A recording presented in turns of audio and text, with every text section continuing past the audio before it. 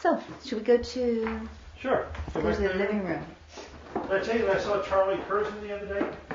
No. And I asked him what he thought about it, and he didn't say. He just went like this. Oh, good. Put his thumb No, up. I think people are pretty excited about it. And I know that Jamila, having just graduated now, here, want some tea? Sure. Thanks. And now is, Professor at Spelman. I think she's really excited that she's part of this project. And I think in some ways that a lot of the writers, in the same way that maybe I was maybe changed by the idea of approaching history through a networked epistemology, have a completely different sense of what the connections are between the various parts of the Muslim world. So that is, I guess, what we were talking about, the sort of the horizontal connections. Yeah. And then these vertical connections. Remember the way Taibo was talking about the women in Iraq who had to leave after Saddam Hussein's repression of the Shia in the south, and then they went to Rafah, and were in the camps in the Saudi desert for 3 years, and how throughout the time that they were there, they were connecting back to the people they'd left behind, particularly the women they'd left behind, and the way that they made those connections through ritual, so that they would invoke Zainab, so the Prophet's granddaughter, Right.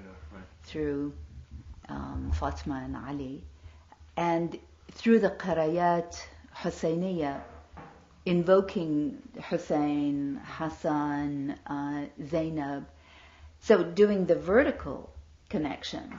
So those are the vertical networks, to be able to think back across the Saudi desert to the women they'd left behind. Yeah.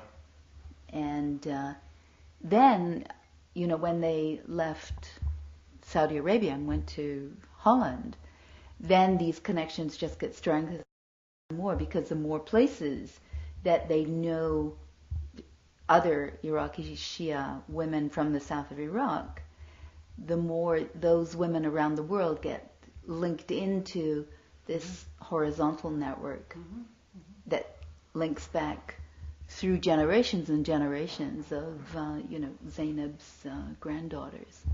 All the way back to the 7th century. Right. No, I really like that.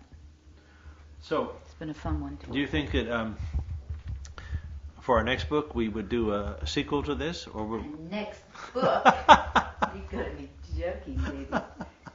Well, it took 20 years to do this one. We'll wait another 20 years when I'm old and gray. But there was a time there. There's a time there in Michigan when you and I were sitting puzzling over. I think it was either the second or third draft of the introduction that I said, "This book is not going to go. This baby's got no feet.